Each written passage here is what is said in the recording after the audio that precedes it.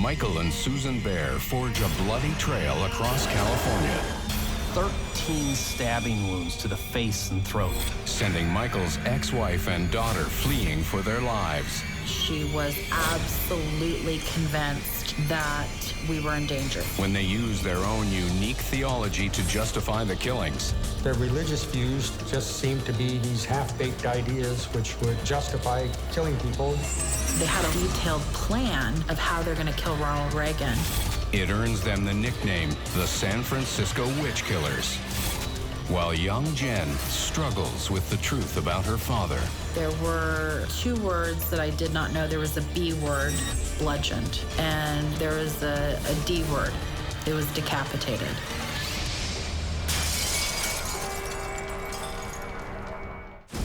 Michael Baer is a disturbed man obsessed with violence. Suzan Barnes is a delusional woman with radical religious views. They meet, and it's the perfect storm. When they justify their violent and senseless killing spree as a religious duty, the media dub them the San Francisco Witch Killers. But to his only daughter, Jennifer, Michael starts off as James Carson, a loving and devoted father. When I was born, my mother worked as an elementary school teacher, and my father stayed home with me. He changed my diapers, he fed me, he braided my hair, and was very hands-on. He was always very kind to me. And so my memories of him at this time were incredibly nurturing. James's hippie past colors his life as a husband and father. My mother and father met at college in the late 1960s, and they were involved in the counterculture movement and war protest movement and so on. And so they were a very bohemian kind of hippie family. James identified with the counterculture. He protested the Vietnam War, and he took drugs. But hippie James also has a dark side. He would lose his temper, get very angry at someone and say, "I'm gonna kill them." And my mother took that in a way that people use that phrase, you know, "I'm so mad at my boyfriend, I could kill him." As the years passed and he was using that phrase more frequently and he was using it with rage, she was starting to say, "Is he gonna harm someone?" There was an incident where he said it and he went and got his gun and headed towards the door. And she got the gun away from him. James's wife, Lynn, tries to ignore the gut feeling she has that something is terribly wrong with her husband. She seemed to be going back and forth with his dangerous and bad behavior to, "Oh, he's not serious." She kept telling herself that, no, you know, he can't be dangerous, you know, in this way. But as James's drug use increases, so does his obsession with violence. My mom became very concerned that my father's recreational hippie drug use was going from recreational to more of a controlling presence in his life. He was talking about how there should be a violent overthrow of the government and politicians should be assassinated and, you know, this world leader should be killed, that world leader should be killed. Then he started telling really bizarre stories. He said that when he was a teenager, he killed someone with his mind. And so there was just so much violent talk. Finally fed up, Lynn confronts her husband. He and my mom started having a lot of conflict around the time I was 3 and 4. There was a lot of screaming, a lot of yelling, a lot of pushing and shoving and so on. And the last straw for my mom was when a glass was thrown and the glass shattered and cut my knee. She made the decision to take me and leave him.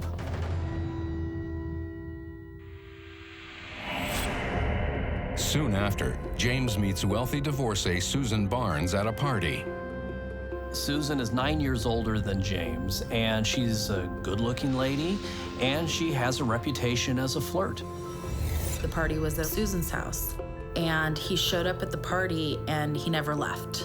He instantly started living there, and they were like gasoline in a match. I mean, they just were explosive. From the start, James is drawn to Suzan's eccentricity. When Suzan met James, she said, "Isn't your name Michael?" And he says, No, it's James. And she says, "No, I think your name is Michael, after the archangel who kicked Satan out of heaven." Suzan said that was his true name from God. Suzan claimed to be psychic, and James ate it up. She convinces James that in their past lives they were lovers and that they were together in ancient Egypt and medieval Europe. In Suzan, James finds a partner to share his love of psychedelic drugs. They were into drugs, the marijuana, peyote, which they thought was some religious drug that they were using, and they were involved in using these drugs, selling these drugs. As their drug use increases, James and Suzan slowly lose touch with the world. With custody shared between her parents, 4-year-old Jen visits the couple on the weekends. My first visit to Suzan's house, I'm going up to this normal-looking house, and then the door opens, and instead of furniture, there are like 100 potted plants and trees. And so here I am, a young child, and I'm walking into this dark, like haunted forest with a woman who, to me, looked like a Disney villain. I was just incredibly frightened. With James and Suzan preoccupied by hallucinogens, 4-year-old Jen is left alone to fend for herself. I was sleeping on the floor. If I needed something, Daddy, I want a glass of water. He was passed out. And I remember climbing in kitchen drawers to get to the counter to try to find food because they hadn't fed me. I remember dialing 0 on a rotary phone and asking the operator for Mommy. My visits there were horrific. But as the excessive use of mind-altering drugs continues, James and Suzan take on a dangerous new focus. When Suzan came into the picture, he went from kind of this weird obsession with talking about violence to having it take on a strange religious tone. They started talking about extremist kind of religious faith. Suzan would talk about this person being a demon or that person's a demon, they need to be killed. Suzan starts having delusions, and she thinks God is talking to her. Young Jen soon becomes a target. I was asking my father to rub my back before bed. Can you rub my back like Mommy does? And he stepped out of the room for some reason. Suzan told me I was going to hell. She called me a demon. And she scratched my back with jagged fingernails and left open wounds on my back. When I got home from that visit, I said, they didn't feed me. And my mom thought that meant they didn't give me a cookie or something. And I really meant that all 2 days I was not fed. And I told her some of the bizarre things that Suzan said. And then I told her my back hurt. And she lifted my shirt and gasped because she could see open wounds. Lynn reaches out to family members for help. She had had several very disturbing phone conversations with my father, and she also had several very disturbing letters. And at this point, she was absolutely convinced that we were in danger. She thought that they would hurt her. She thought that they would kidnap me. And she truly believed that the two of them together were incredibly dangerous. But as she went to the authorities, she talked to family members, she talked to friends, no one believed her. They all treated her like a bitter ex-wife. But Lynn's worst fears are confirmed when she gets a terrifying call from James and Suzan. They were gonna go and travel to 5 or 6 continents was their plan. And right before they went on this trip, they called my mom and they said, "We're picking up Jenny." She believed that they were planning on taking me with them. I believe they even inquired about some documents like my birth certificate. And they said, "We're gonna be there in an hour." A desperate Lynn feels she has no choice but to disappear with her daughter. And so we got in a car and we went to Southern California. She was gonna kind of try to vanish into the urban sprawl of Southern California. As Lynn and Jen flee, James and Suzan leave the comfort of their Arizona home and head out into an unsuspecting world, capable of anything. She truly believed they were gonna kill someone.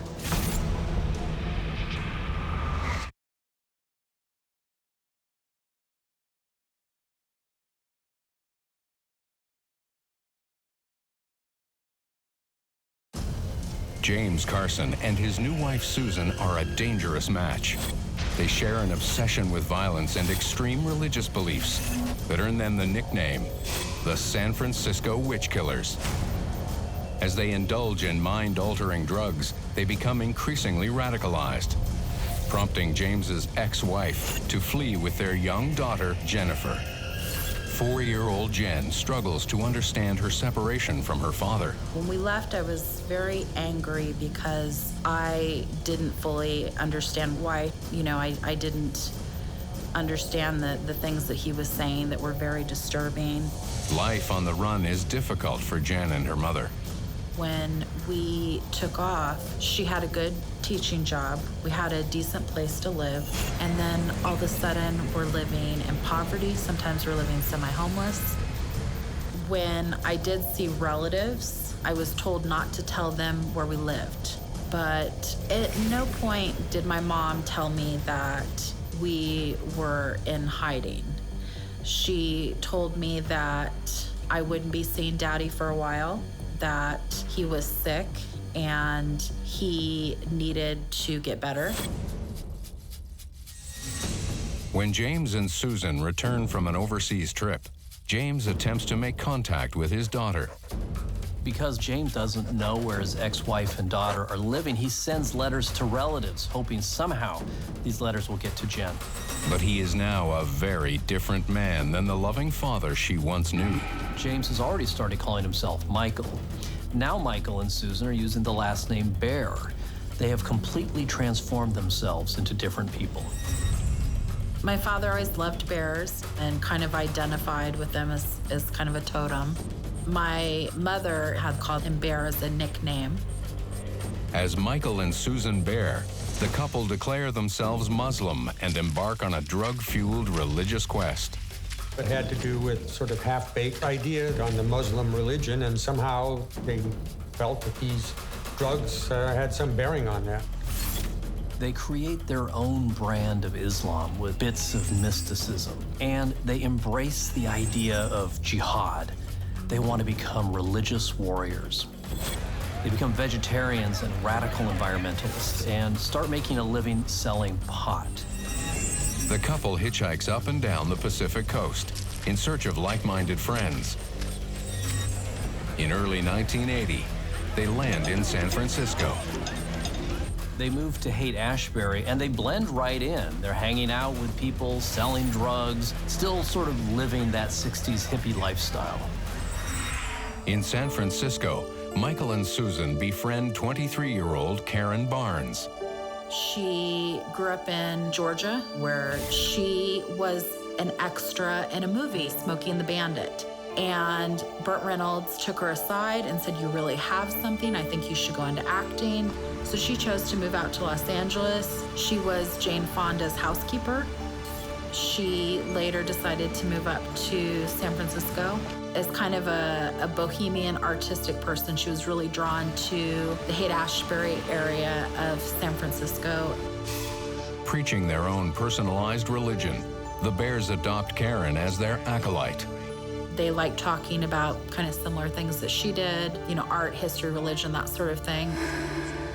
Karen's friends warn her not to get too close to this disturbed couple, but Karen seems to get sucked into this world of drugs and mystic philosophy. She rents a basement apartment, pays for it with her Social Security payments, and that's where all three of them live. In twisted Michael's mind, an attraction develops between him and his young disciple. As Michael's attraction to Karen grows, Suzan becomes increasingly jealous. Suzan begins to think Karen has sinister and ulterior motives. In her mind, Suzan believes that because of her psychic energy, she's vulnerable to witches. Suzan latches on to that and begins to believe that Karen is a witch. Karen Barnes was very disturbed by their behavior, and she had told friends as well as her mother on the phone that she was frightened. Convinced that her psychic power is fading away, Suzan decides that Karen is the cause. Michael feels it's his responsibility to protect his wife, so he agrees to kill Karen. On the night of March 6th, Michael and Suzan surprise Karen in the kitchen. Michael grabs a frying pan and creeps toward Karen. Suzan says, "Do it." Michael strikes her over the head with the frying pan, and then he hesitates. Suzan grabs a paring knife and starts stabbing Karen, and then Michael takes the knife and he continues the stabbing. 13 stabbing wounds to the face and throat in total. Karen's lifeless body is left lying on the kitchen floor. They killed her for no reason. Convinced they've committed a holy act and rid the world of an evil witch, Michael and Suzan flee San Francisco. In hiding, Jen and her mom struggle to make ends meet. We were moving often, we were renting rooms, we were sleeping on couches with maybe someone she had made friends with. My mother wants to lay low, so she doesn't necessarily want to give her Social Security card for a job, so she's working 3 jobs. She's going to do whatever it takes to keep her only child safe. And it was a really challenging time. I think the thing that is the most difficult about this is that my mother believed we were in danger, and almost no one believed her. Lynn's instincts about Michael and Suzan are more accurate than she realizes. On March 7th, 1981, police discover the lifeless body of Karen Barnes. San Francisco police interview members of the Haight-Ashbury community, and they find out that Karen is living with a couple named Michael and Suzan. Unfortunately, police have nothing else to go on. They just knew that Karen had these 2 strangers living with her for a while, and then when Karen was killed, the strangers were gone. Michael and Suzan spend the next year traveling up and down the Pacific coast between California and Oregon.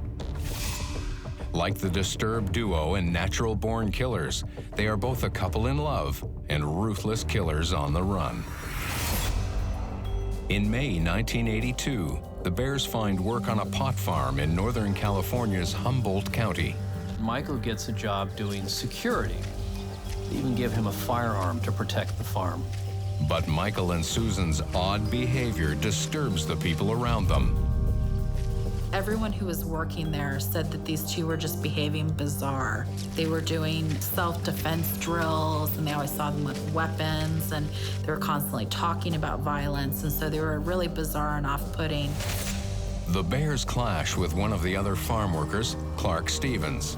Soon, Suzan once again suspects she has a witch in her sights. It starts out as a difference of opinion about how to properly manicure pot plants, but it quickly escalates. Stevens could be an abrasive guy, loud, uses profanity, he speaks his mind. Suzan feels Stevens is disrespecting her.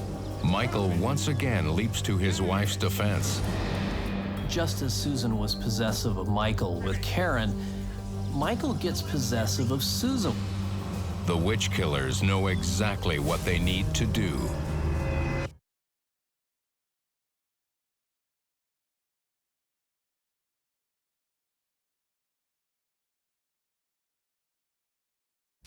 The San Francisco witch killers, Michael and Susan Bear, believe they're on a mission from God to rid the world of evil witches.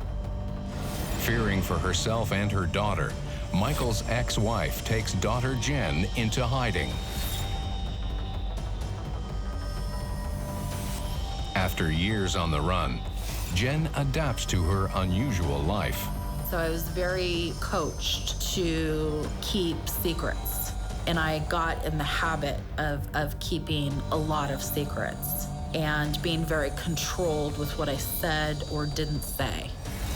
Jen finds inventive ways to explain her father's absence to her friends. I had one story that my father was a roadie for the Grateful Dead.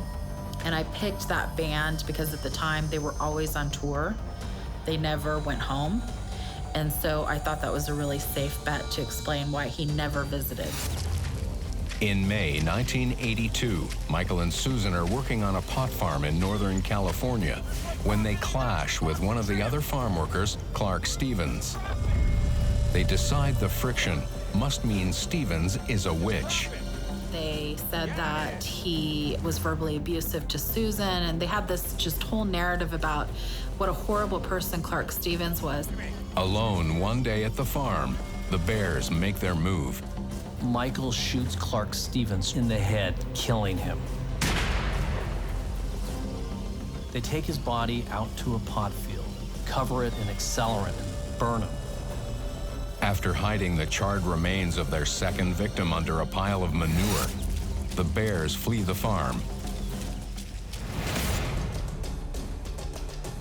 Out of money and on the run, the couple is hitchhiking in nearby Trinity County when they spot a caravan of police cars racing towards them. Michael and Susan become terrified. They think the cops are after them. In fact, the police are on an unrelated search and rescue mission. They were looking for a missing hiker, and all of a sudden, these two crazy-looking individuals dressed in rags with ratty hair start running around in different directions, screaming. When the lead police car stops at the side of the road, Michael and Susan drop their backpack and flee into the woods. This rescue team is just like looking at each other like, what just happened, you know? Then one of the individuals in the rescue crew noticed that the weirdos had dropped a backpack. Inside the backpack, police make a shocking discovery. There was a gun, a couple fake IDs, and this manifesto called A Cry for War. In his manifesto, Michael lays bare the depths of his delusion. It calls for targeted bombings and political assassinations, and also speaks of this impending nuclear war that he and Susan believed was imminent. It was gibberish, and it had these half-baked ideas about justifying killing people, basically.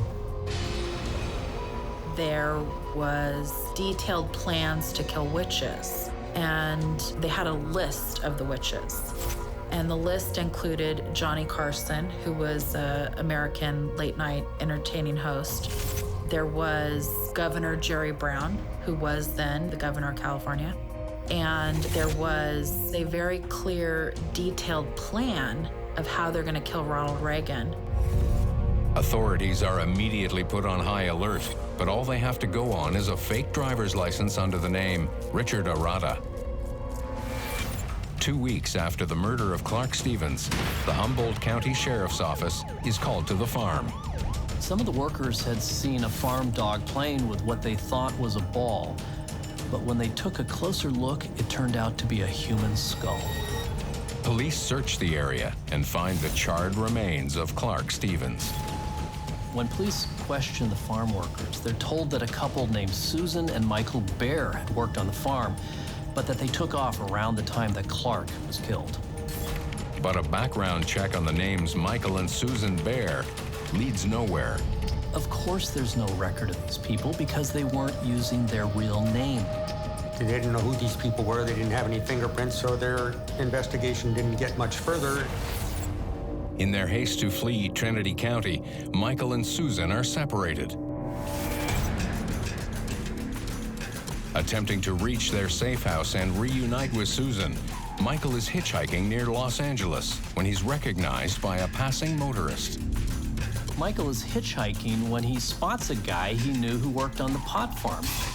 The driver calls police to report that a man wanted for murder in Humboldt County has been spotted along the road.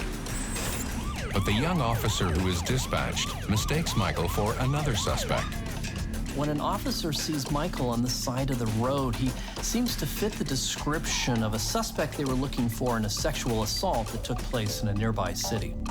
Michael Bear is apprehended not as a murder suspect, but as a man wanted in a sexual assault. Thinking quickly, Michael hides his gun in the back of the police car. At the station, he claims his name is Richard Arata and insists he has nothing to hide. He acts like a polite man. He convinces police there's nothing going on. Police take a picture of Michael to show to the sexual assault victim. When she insists that he's not the man who attacked her, the killer is set free. By the time police find the gun in the back of the cruiser, Michael has reunited with Suzan hundreds of miles away. But during the interrogation, Michael makes a crucial mistake.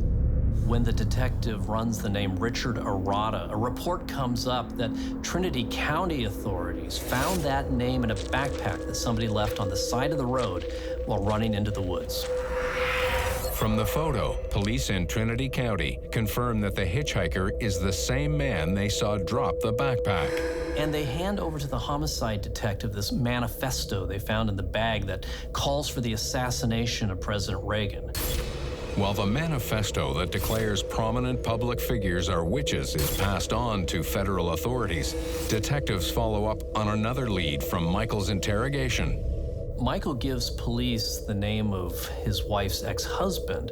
Well, they track him down in Scottsdale, and the ex says that Suzan's name is Suzan Barnes, and that her new husband's name is James Carson. Authorities finally know the real names of their killers, but the pair is in the wind. Michael and Suzan are on the run and more desperate than ever. When Jen and her mother receive a terrifying knock at their door.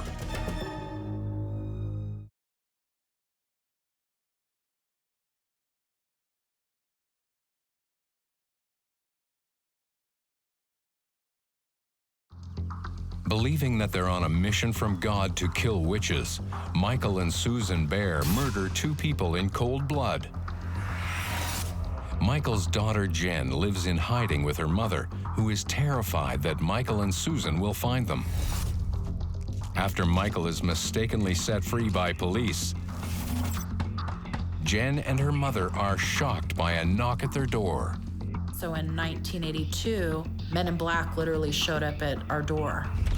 And they said, "Ma'am, we're the Secret Service, and we want to talk to you about Mr. Carson." And she said, "How did you find us?" And they just laughed and said, "We're the Secret Service, you know." I was sent to my room, and I overheard some of it. I knew that Daddy was in trouble. The agents question Lynn about her ex-husband. They asked her to describe who he was, how she met him, how long they were married, his last known address. And then they asked very specific threat assessment questions. It's like, did you ever hear him say he wanted to kill any public officials? She knew at that point that he had made a substantial threat against the president. Authorities are finally aware of how dangerous Michael and Suzan truly are. But they are no closer to tracking them down. By January of 1983, Michael and Suzan are cold and broke. The couple catch a ride with a passing motorist named John Hellier. He had been in Bakersfield doing some work of some kind down there, and he was moving some of his property to some other place, and they were hitchhiking, and he just picked them up. Soon, Suzan and Michael turn violent. They had hitchhiked probably 200 to 300 miles with Mr. Hellier in his pickup truck, and at some point she accused him of touching her in a sexually suggestive or inappropriate manner, and they got into a confrontation. Suzan tells Michael that the driver is clearly a powerful witch and that he has to be terminated. A physical fight breaks out in the car, and Hellier produces a gun. Michael grabs Hellier's gun and points it at his head. Susan yells at him, "Shoot him!" Hellier throws on the brakes. The car comes to a stop on a gravel lot. Michael eventually wins the struggle for the gun, and he shoots Hellier in the head in plain view of passing motorists. As police arrive, the Bears flee the scene. A chase ensued at speeds, I guess, in excess of 100 miles an hour, according to the police reports. And eventually, she crashed it into a ditch. When police caught up with the pair, Suzan turned to the cops and started bragging, "Could you believe my driving? Wasn't that some great driving? That was all me. My old man couldn't drive that good." She's bragging and boasting about how fabulous her getaway driving was. Soon, news of Michael and Susan's arrest reaches Michael's 9-year-old daughter, Jen. My mother was standing outside of my school when I came out, and she said, "I want to walk home with you." We were walking, and she said, "Do you remember that I told you that Daddy was very sick and that we couldn't see him?" I kind of nodded, and I found this really strange and disturbing because for the last few years prior to this, my father had become a forbidden subject with anyone and everyone. So I was looking at her, and she said, "Daddy got even more sick, and he hurt a bunch of people, and he's gonna go to jail so that he's safe and other people are safe." I waited a moment, and then I turned to her and I said, "Are the hurt people dead?" And she just had tears streaming down her face, and she said yes. I remember at that point, we just started walking home. We're holding hands. We have tears streaming down our faces. I believe we walked the whole rest of the way in silence. It was incredibly sad, and I remember thinking how sad my mom was and that I didn't want to ever see her cry that much again. So when I got home, I tried to deal with it on my own. But at only 9 years old, Jen is too young to cope with the trauma. I started to think if my daddy could kill people, then anybody could kill. And the world felt very scary, very dangerous. I started sleeping with knives and scissors under my pillow or under my bed. And there's just kind of constant suicidal thoughts. I would be walking to or from school, and I would think I could just jump in front of that car and it'll be over. So I was incredibly suicidal for, I'd say, about the first year after I was told. As the Carsons sit in jail, charged with the murder of John Hellier, Michael becomes agitated. When they were arrested, my father became very upset that he was not getting very much attention. So he wrote a letter to the San Francisco Chronicle, the paper that the Zodiac Killer had famously written letters to, and said, "How many people do we have to kill to get attention?" The couple are angry. They want the opportunity to share their philosophy. They believe that killings are justified, and they want to explain why. Michael and Susan agree to talk, but only if reporters are present. So there was this bizarre press conference where this Jewish man and this Christian woman claimed that Allah told them to kill. At the press conference, the couple spends more than 5 hours rambling about their religion, their philosophy, and bragging about their success in killing witches. With cameras rolling, they confess to all 3 murders. It's the only case that I've ever had where my client would not speak to me. And I was sitting in my living room watching television one night, and the news came on. And there they were, confessing to 3 murders on local television in order to get publicity about it. And that's how the San Francisco police were able to solve the case. It may be that if that had never happened, that case would still be unsolved. I've been told they were suspects in at least 12 other homicides. As they walked up to the mic, Suzan said to my father, "Now, Michael, we're only going to talk about the ones in California." Michael and Suzan are dubbed the San Francisco Witch Killers by the press, achieving the fame they desire. In 1984, the couple is put on trial for murder. The trial just became a complete circus. It was called the San Francisco Witch Trial. The reason for that is that they used the defense that they were being psychically attacked. So their expert witnesses were witches and warlocks.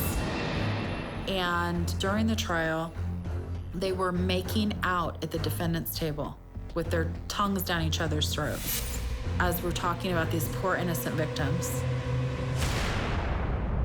Michael and Suzan are found guilty of all 3 murders and are sentenced to 75 years to life in prison. Some months later, I found a stack of newspaper articles my mom had in a drawer. And I remember reading the articles, and there were 2 words that I did not know. There was a B word that I now know is bludgeoned. And there was a D word I didn't know. It was decapitated. Faced with the gruesome details of her father's crimes, 9-year-old Jen copes by compartmentalizing. The way I started to be able to function was that I put these people in 2 different categories. There was James Clifford Carson, who was my father, who, brushed my hair and took care of me. And then there was Michael Bear Carson, who was the serial killer.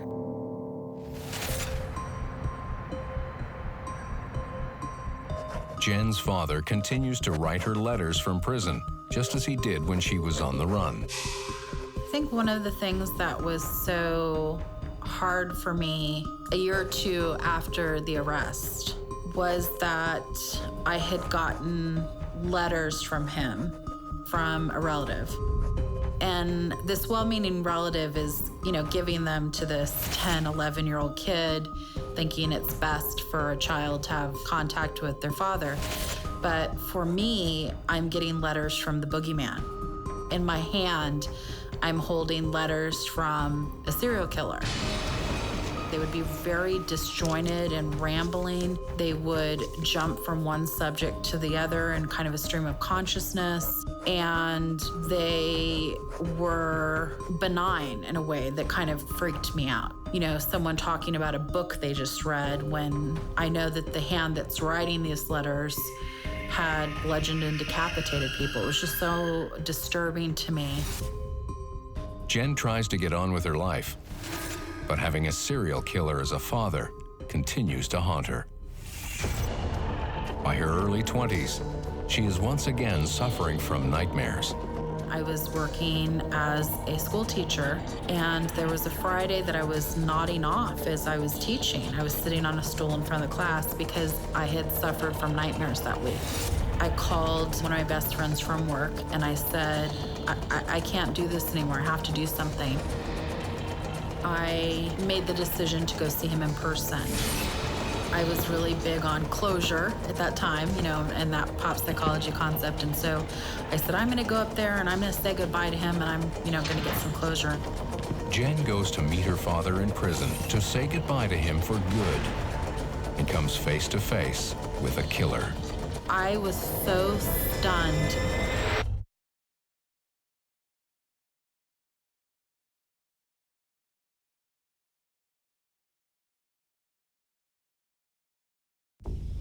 As one half of the infamous San Francisco witch killers, Michael Bear Carson murders 3 people in cold blood. He justifies the killings on religious grounds, claiming they were necessary to rid the world of evil witches. Convicted of first-degree murder, he's sentenced to 75 years to life. After suffering for years, Jen Carson decides to meet her serial killer father in prison, face to face. I was incredibly nervous, and I strangely dressed up. So, everyone else is wearing very casual clothing. and I'm dressed as if I'm going to a job interview. It was almost an act of desperation to not look like the daughter of a serial killer, whatever that may be. I thought it was going to be as it is on crime shows, Law & Order, CSI, where there would be a glass and a phone. So I was all prepared for the glass and phone and prepared what I was going to say.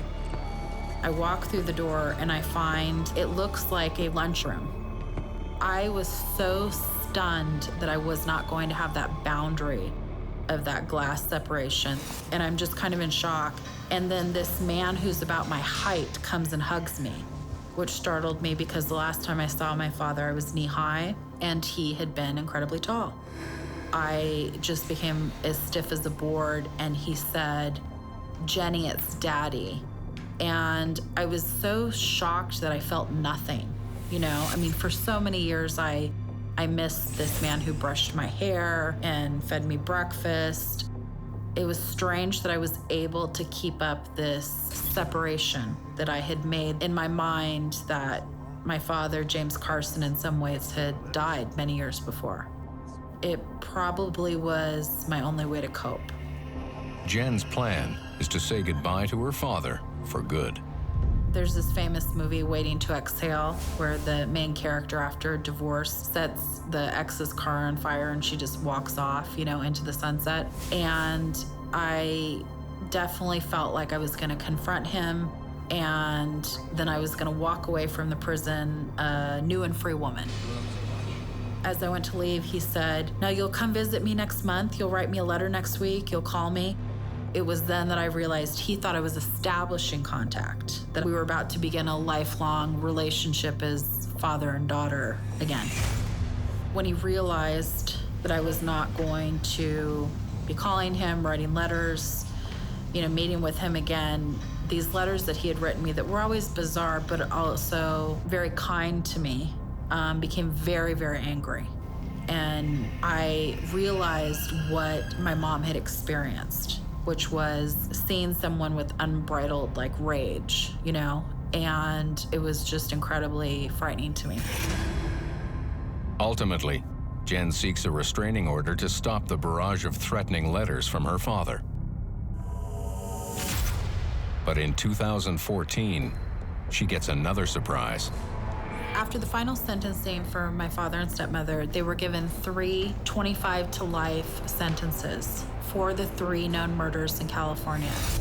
I was told that after the final sentencing occurred, many of the cases elsewhere were dropped. They were not going to spend time, money, or effort to prosecute offenders who were already serving life. And so everyone believed that they would be serving 75 to life. Unexpectedly, in late 2014, this changed. They were given parole hearings. Reforms in the California prison system mean Michael and Suzan will now become eligible for parole every 5 years. And so I chose to pursue fighting his parole. I think if you kill, you know, multiple individuals, you should spend life in prison.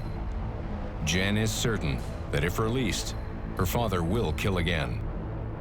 I know that the victims' families have expressed that they don't feel safe if he's released. I won't feel very safe if he's released. I know he has a lot of anger towards me. And then we have the factor that neither of them feel any guilt or remorse, which I think puts everyone at risk if they get out. If they don't feel guilty about, you know, killing these other people, what would prevent them from harming others? Jen has spent her life trying to make up for her father's misdeeds.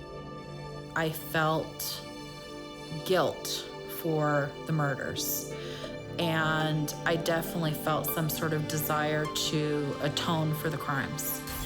I think I chose a helping profession because I was trying to make deposits of goodness into this bank to balance out this evil from my father.